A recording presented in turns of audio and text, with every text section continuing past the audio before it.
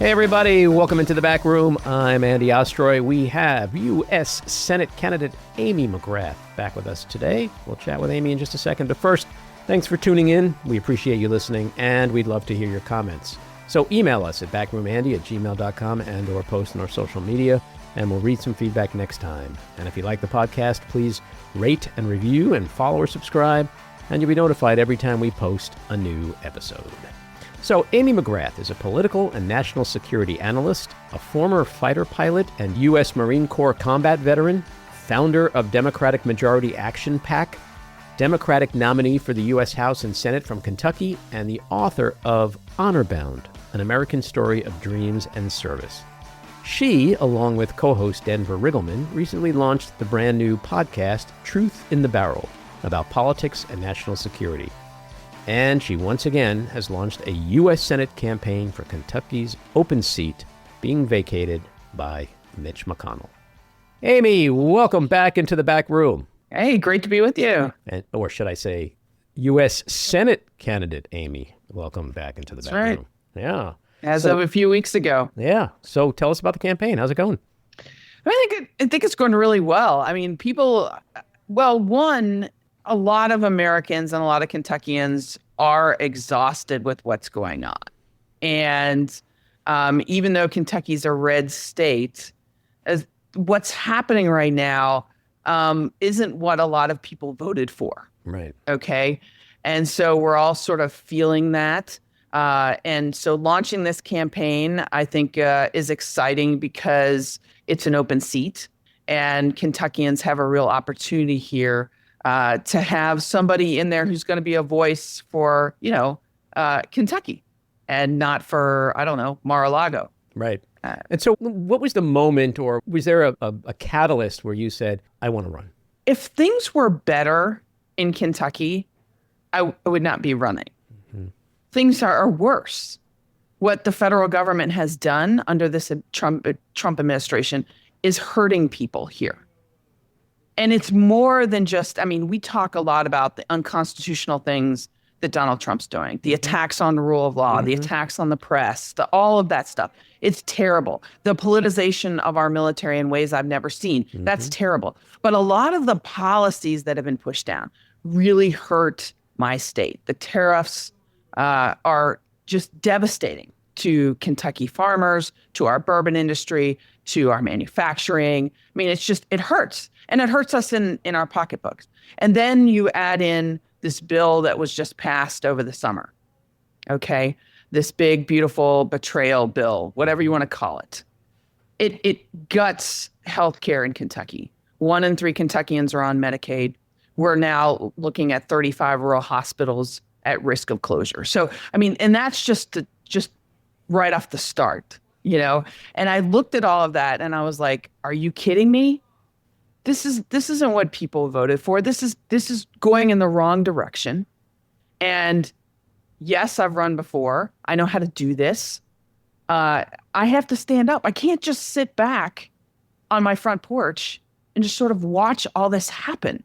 Mm-hmm. And just, and that's where I felt like, all right, we need to do this. We need to give Kentuckians a choice.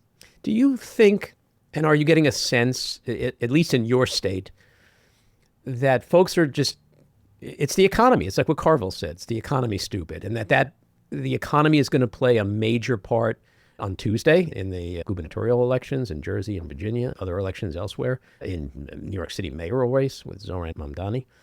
But are you getting a sense that Kentucky Republicans are just like, I don't want to hear about crap that doesn't affect my kitchen table? Right? And that's what they're focusing on right now. I think across the country too, right?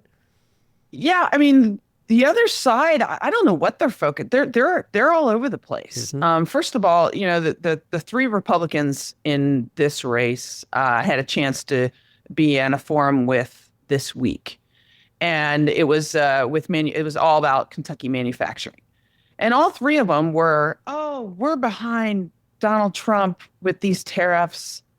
100%. And, everybody in that room is like, are you kidding me?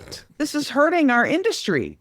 And, they can't seem to stand up for everyday people because of this. And so, when I've been out talking to people around the state, and I talk to a lot of Trump voters. I talk to a lot of Republicans because, it's Kentucky. I talk to a lot of independents as well, not just Democrats. I ask them, what are we seeing from folks in power right now? Is this what you voted for? Did you vote for higher prices? Because that's what we're getting. Did you vote for the president to go buy beef from Argentina? After to giving bail them out $40 billion. with $40 billion. Right. Meanwhile, we're cutting SNAP benefits because the government shut down, where they just voted for less health care for you, for more taxes in the form of tariffs, for putting our rural hospitals at risk of closure. Is this what you voted for? Because this is what we're getting. So it's kind of a simple thing. And are they angry enough to be engaged, to get out of bed, get in the car, go to the polls, and vote against a party and candidates they voted for last time? Well, that's the big question, right? Is what is it? Because, we're a year out from the elections of 2026. And, but what I hear a lot from people, from Trump voters, from people who vote Republican is he's gone too far. I hear enough is enough. You know what else I hear?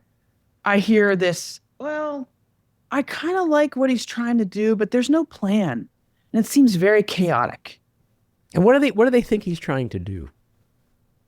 Well, I think a lot of people voted for him to lower prices.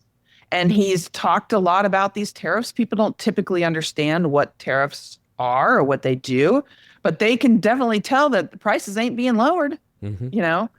A lot of people voted for him because, he said he would make America safer and all this stuff. But, when they see pictures of federal agents with masks, raiding American cities and throwing, fathers of veterans to the ground and, dragging them, detaining them, that isn't what they voted for. They voted for people to go after criminals.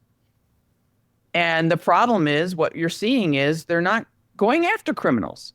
They might get a few, but they're going after Americans, and they're going after people who are just trying to live their lives here in really sort of brutal ways that is sort of beyond what I think a lot of people feel is necessary.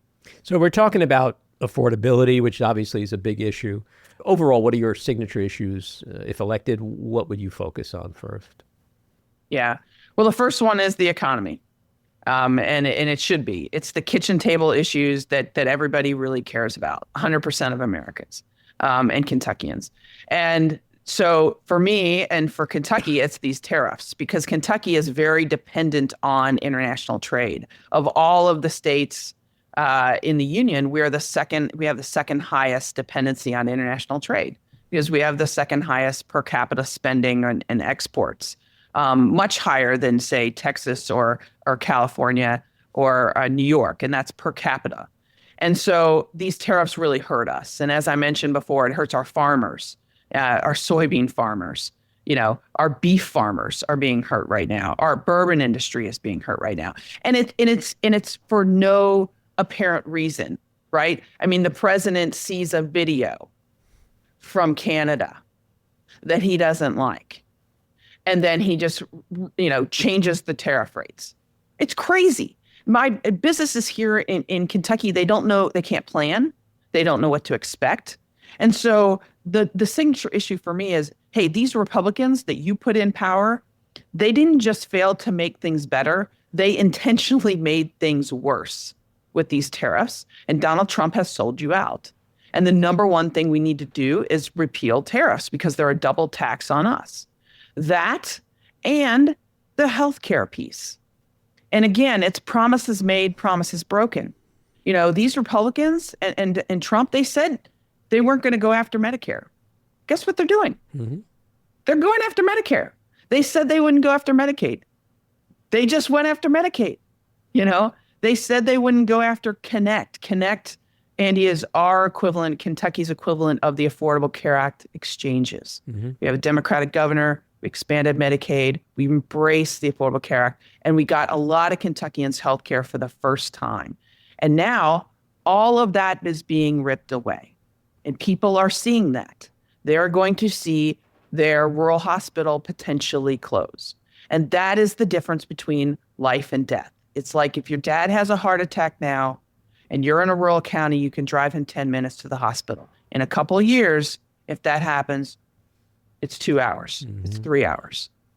And so those two things are the issues that I think are really important to Kentucky that I'm going to be constantly talking about. And so you're running to fill the open seat vacated by the retiring Mitch McConnell, good riddance.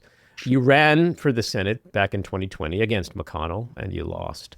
We're talking about a lot of the things that have changed. Do you think there's enough change in the overall economy and political landscape, both in Kentucky and nationwide, I do. I think make the voters dynamics want a Democratic senator in the state of Kentucky, which there hasn't been one in a very long time. Couple decades. Yeah. Right. But we do have a Democratic governor who won statewide Very popular. in an off cycle. Yeah. Very popular. Andy Beshear. And he does it by focusing on the very issues that I just mentioned, the sort of kitchen table issues every single day. And he's been very good, and people here see that. I do think this is different. This is different than 2020. 2020 was 6 years ago, different. First of all, I couldn't campaign in 2020, if you remember what happened that year. Yeah. COVID. So right when we were about ready to go out, and if anybody knows anything about Kentucky, it's really hard to win here if you cannot physically show up in places. And that was a challenge. And Mitch McConnell also back then was way more popular, way more effective, and way more hard to beat. I mean, that's the reality in Kentucky. It's hard to beat because, when COVID hits, you're passing the relief bills, you're trying to, and he did go through with that. It took him a while, but he did do that. It was still his party, his Senate, though. He still had that grip, and that's why I agree with you. I think it is kind of open season and presenting a new opportunity for someone like you. Yeah, I mean, and it's a midterm. I'm not fighting with a lot of politics is the top of the ticket, right? The top of the ballot. And when 2020, there was a presidential year, and Kentucky was a very pro-Trump state. So you have a lot of more voters that come out. It's just different in a midterm. When you're at the top of the ticket, I think that's a very different dynamic. And you've said that Kentucky's open seat is, quote, it will decide the balance of power in the Senate. Mm-hmm. How confident are you that that seat is winnable and flippable? Well, if I didn't think it was winnable or flippable, I wouldn't be running. Because running for office isn't a rose garden. And it's not super duper fun in today's day and age. It's hard on your family. It's a tough thing. And so when I look at this race, though, I think this is a real opportunity because we have a Democratic governor, because it's a midterm, because of all the things that are going on right now with the tariffs and the ripping away of healthcare and rural healthcare in particular. And I think there is enough there to be able to win this seat, to be able to say, enough Kentuckians to say, I may be conservative, I may be a Republican, but this isn't what I voted for. And in order to stop this from happening, we've got to vote for somebody who, frankly, my motto has always been country over party. Mm-hmm. It's always been that, Kentucky over party. I am an American first.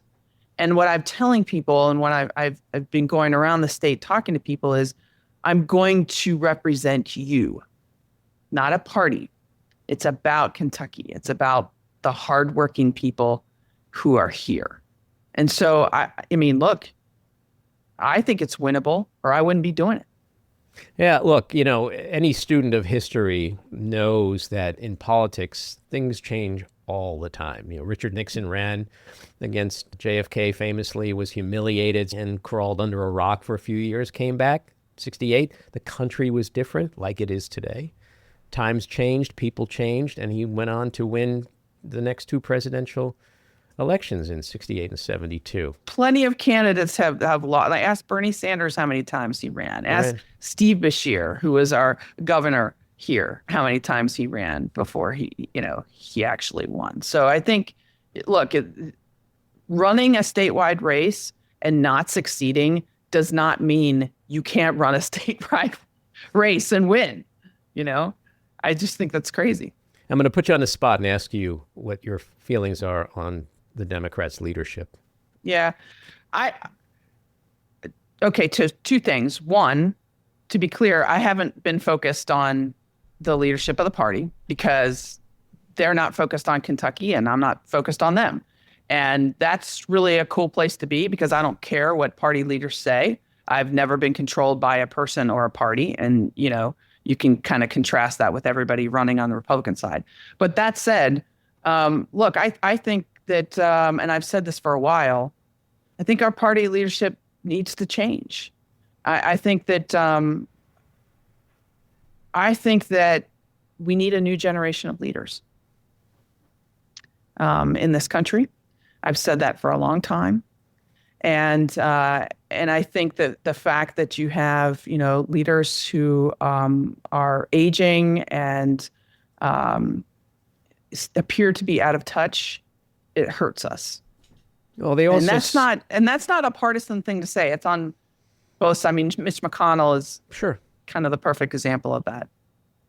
Well, it just seems like their side, and I don't want to sound ageist, but their old folks seem to have the upper hand against our old folks. So I do think it's party related, but I couldn't agree more. And even in the House, I mean, Hakeem Jeffries was supposed to be the future. And there's a lot of people, myself included, that have had a lack of confidence in his ability to lead us through this crisis we're in. It's hard when you don't have any power, Well, optics is a lot. I mean, when I watch politicians on TV, and we can use Mitch McConnell as a perfect example. Over the years, when Mitch McConnell didn't like something, you knew it. He was angry, and he showed his anger when he would say, and then you get Chuck Schumer, when he's angry, he's like, listen, this thing is terrible, and then we got to send a strongly worded letter, and you sit back and you're like, what is happening here? Can you guys, you have no power, but can you at least sound powerful, right? And that's what I think is missing, which is to your comparison to Bernie Sanders. You look at what Bernie Sanders and AOC are doing right now. Look at what Mamdani is doing right now. They are sounding powerful. They are pushing back. They are sounding like they're not afraid of Trump. They sound like they're going to go after Trump, and they're pushing the right messages. And they're not necessarily progressive messages because they're actually speaking. Right. A lot of it is very, kitchen table stuff. Absolutely. Yeah. So it's like we do have Democrats in the party that do know how to connect with people in a very authentic way about the things that people, as we're talking about, care about. Abigail Spanberger, Mikey Sherrill. Absolutely. I mean, those elections coming up are super important. And I think I look at the two of them, I think they are the future of Democratic leadership. Well, I also love the fact that, like Mikey Sherrill, yourself, people like Kate Conley, who's running for a New York 17th congressional district, talking combat veterans, strong, powerful women who are speaking with their careers to the type of things we need today. And I just hope that the voters, those at home who, putting aside the economy, which is a major issue, who care about national security, national defense, country before party. I just hope that at the end of the day, people go, and that's why I'm going to vote for Amy, instead of the fallback, which is, I voted Republican my whole life, blah, blah, blah. I 100% agree. I think it's folks like Mikey, Abigail, perhaps myself, to be able to say, because we have the credibility to say, look, Trump's unsteady leadership in the world puts us at risk. We have collectively spent decades defending our country. And I can tell you that none of us would ever roll the red carpet out for Vladimir Putin. Okay? And we understand the threats that face our country, Russian aggression, the Chinese threatening behavior, the Iranian-sponsored terrorism. We understand these are major problems. We also understand that to keep the strongest, most advanced, smartest military in the world, you've got to fill it with the most talented, dedicated Americans. And that strength isn't just about weapons. Gutting the State Department is dumb, with capital D, dumb. Okay? Gutting our intelligence and making it more somehow this loyalty thing to the president is dumb, and it is going to put our national security at risk. And I could go on all day about that. Those topics are important. They may not be the top of what Kentuckians are thinking about. So this is why I always talk about the economy most of the time. But believe me, it's there. And for some people, it is very important. And I will definitely not lose any of that. Sure. And to your point, I mean, we saw that on display this week with Trump's trip to Asia. You know, it's become a thing where, like, before Trump ever lands in a foreign country, there's probably a cabinet meeting that takes place, and they're like, okay, what can we give him?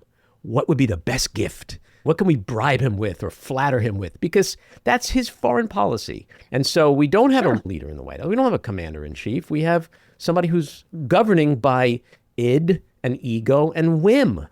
So, you know, it's terrifying. It is terrifying. And, you know, meanwhile, we've got the government shut down. Federal workers aren't being paid. Our air traffic control is not being paid. Our military is about ready to not be paid. We've got food stamp SNAP being cut from people, healthcare being cut from people. And meanwhile, this guy is building a $350 million gold-plated ballroom and naming it after himself. It's outrageous. Well, let's talk about some of the things that have been happening. He just ordered the military to begin nuclear testing after 3 decades. What does that mean to you? Very, very, very dangerous.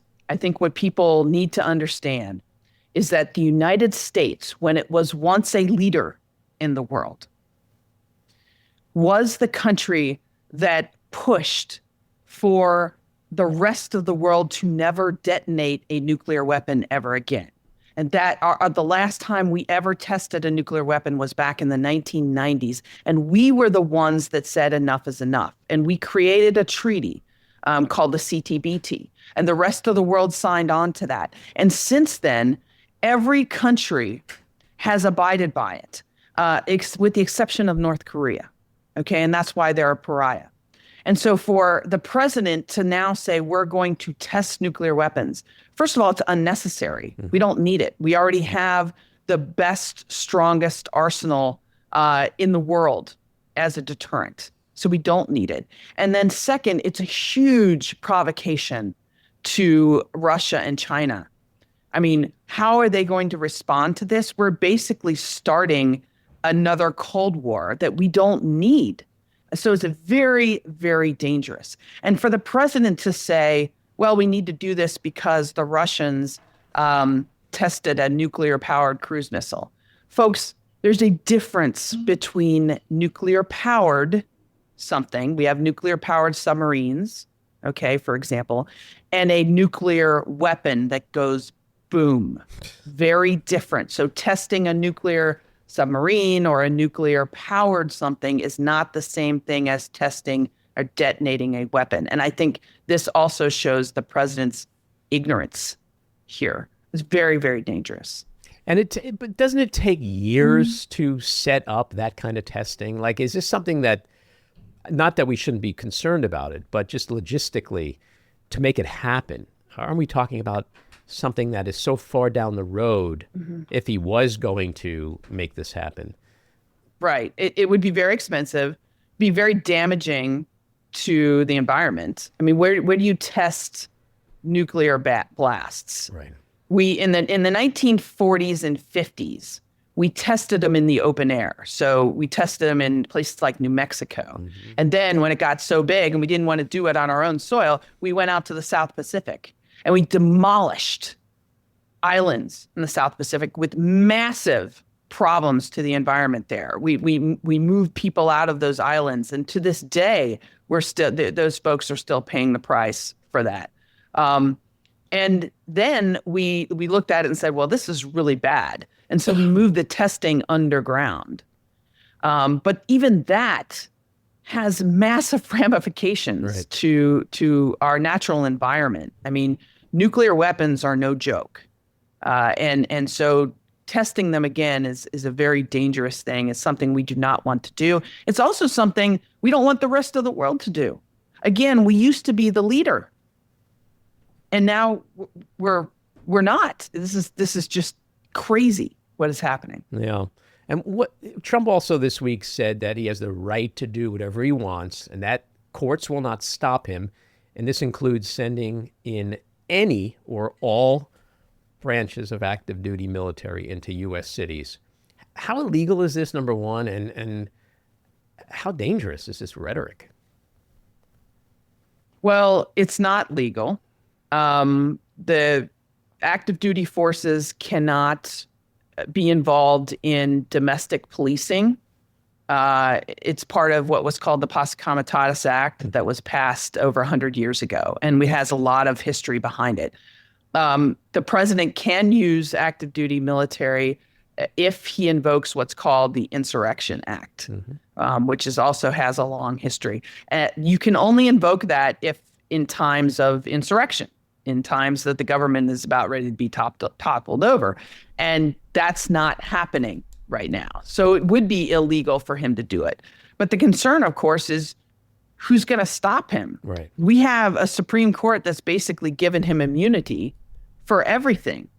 And the military is put in a really tough position here because the military is supposed to follow orders.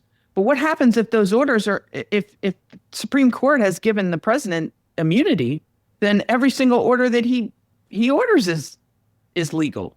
Right. I mean, you can make that case, which is exactly what they're going to try to do. And so, yes, I'm very concerned about it. I think it's very dangerous.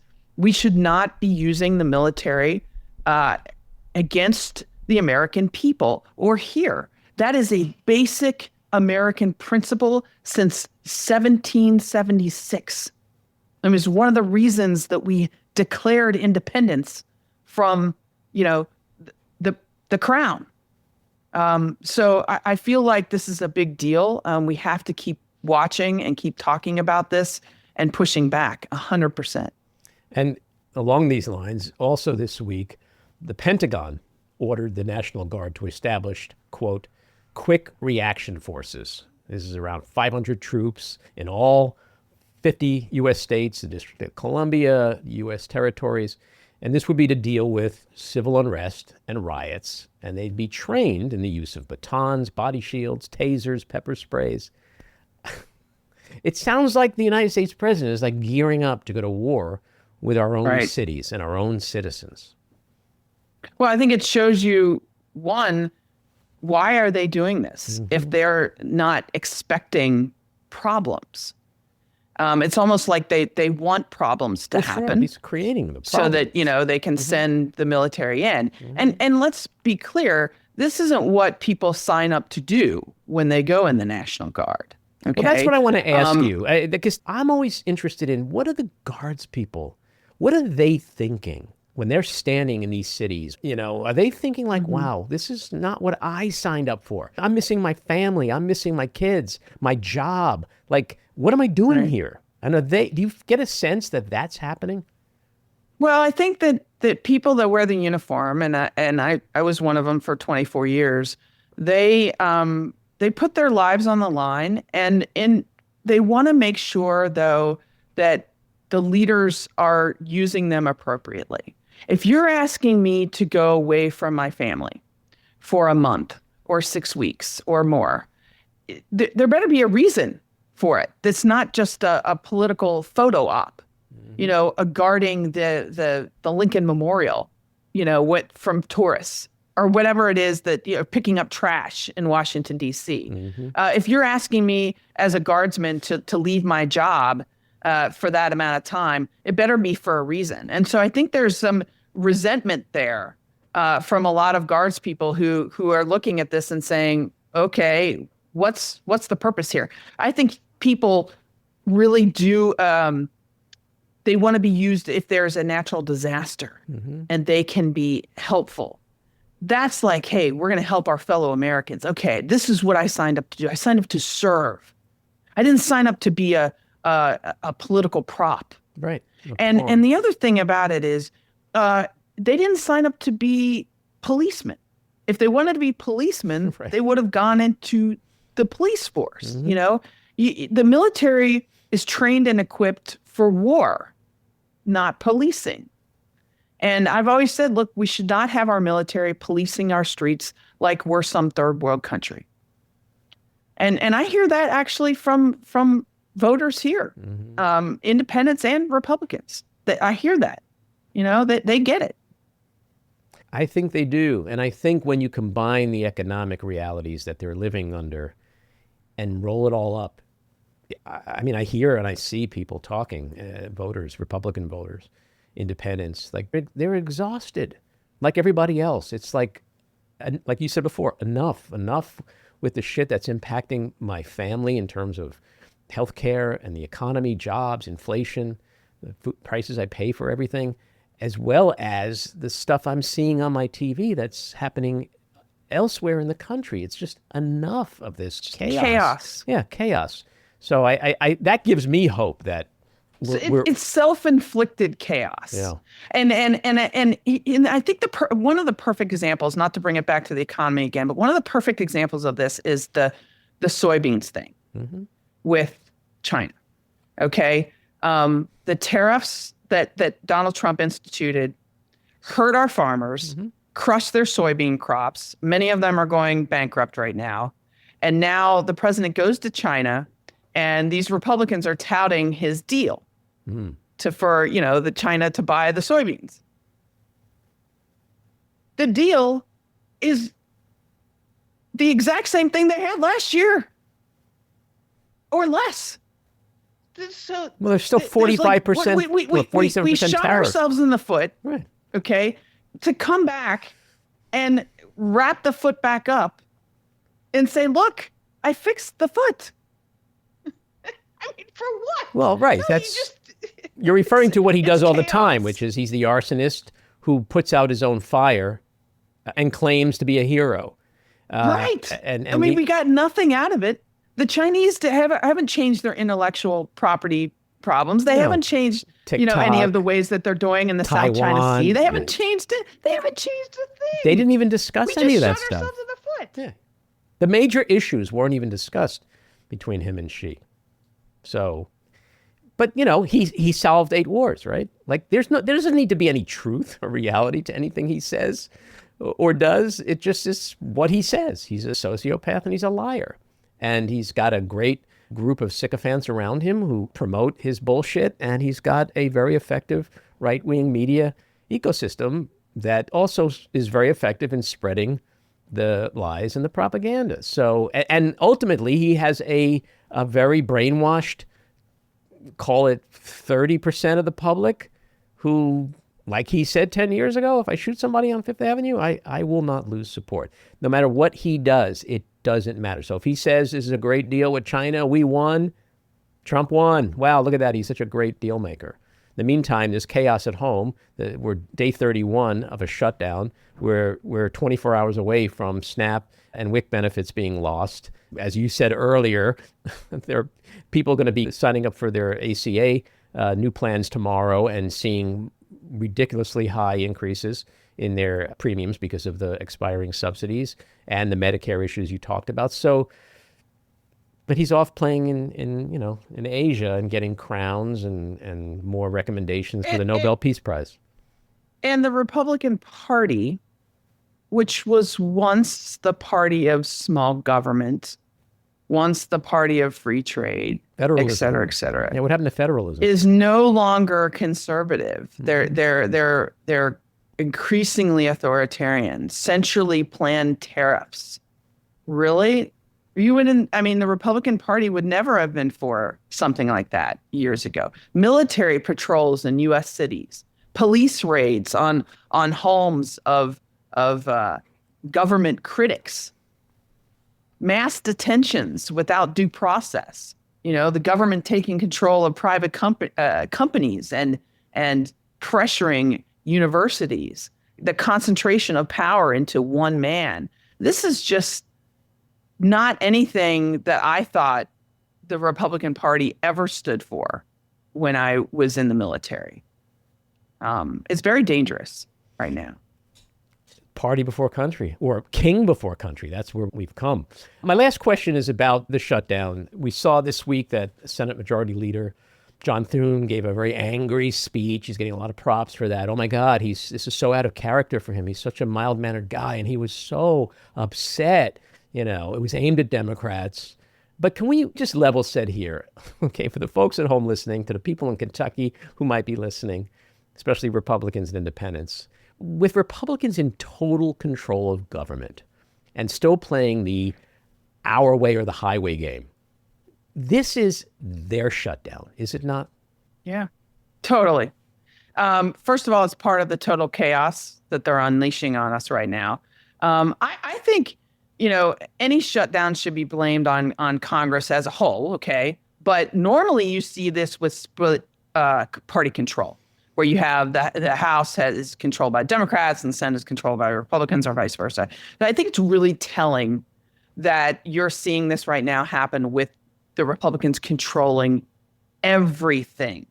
They control the House, they control the Senate, they control the White House, they arguably control the Supreme Court. And we're still seeing this massive shutdown. And it's because, they had 9 months to figure this out and didn't do it. And then when the deadline hit, what did they do, Andy? They left town. They didn't stay to negotiate. Right. They all went on vacation, and they're still getting a paycheck. And here's the thing. Most Kentuckians, most Americans do not follow the day-to-day back and forth food fights, from Congress. They may not even be following the fact that Congress is out of session.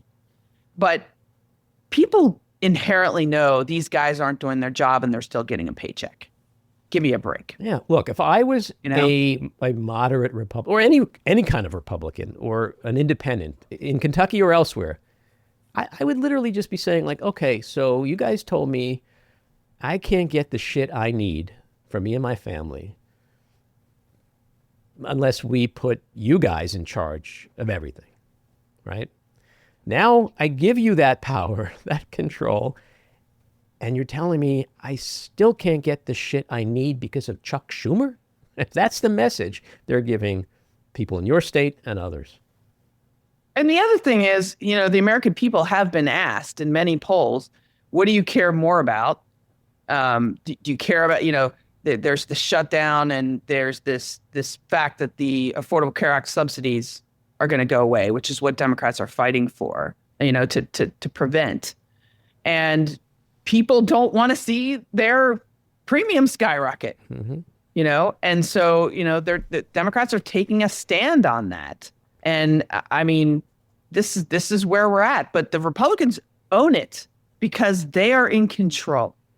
And they need to be negotiating. They need to be working. They certainly don't need to be paid during this time. I've always said this is a perfect example why we need term limits. I don't know how you feel about that, but I never used to be for them, 10 or 15 years ago. We have it for our president. I am. Why wouldn't we have it for Congress people? Right. And the Supreme Court Same justices. logic. I mean, right. I look at people who are against term limits and I think, what, do you think things are going well right now? Really? I mean, let's try it. Well, I think I think voters are smart now. I really do. And I think that's why all the polls show that voters are blaming Republicans overwhelmingly for the shutdown. I think that's why Trump's own polling is the lowest it's been. And I think people are fed up. And so hopefully you're going to get into the Senate. It's really hard to blame the people who are not in power. Right. when you're in power, you have the responsibility to run the government. Yeah. Sounds simple, doesn't it? Anything else you want to say about the campaign? Well, look, I'm excited about it. I do think Kentucky is an important race to watch. Don't count out Kentucky. We have a Democratic governor. This is a midterm. This is an important race. It's an open seat. So if people want to get involved, it's amymcgrath.com. We're going to be out there every day until the election of 2026, making the case that we need to check this president, and making the case that we need to bring back some common sense to our government. What a beautiful thing for our future it would be if we could replace Mitch McConnell with Amy McGrath. Where can people go to support you? amymcgrath.com. That's my website, but I'm on all the social media platforms and all that. But that's definitely where they can support. And, it's important. We got to get in there. Sure. Amy, thanks for coming on. Come back again soon and keep us updated on the campaign. Good luck. You bet. All righty. Take care. Thanks, Andy. Bye-bye. This episode was produced and edited by me, Andy Ostroy. It was co-produced by Matty Rosenberg and Jen Hammoud for Radio Free Rhiniecliff, with additional editing by Matty Rosenberg, music by Andrew Hollander, and graphic design by Cricket Langell. And with a special thanks to our sponsor, The Epicurean. Again, thanks for listening. Please rate and review wherever you get your podcasts, and subscribe to the Backroom with Andy Ostroy YouTube channel, where you can watch full videos of our interviews. See you next time.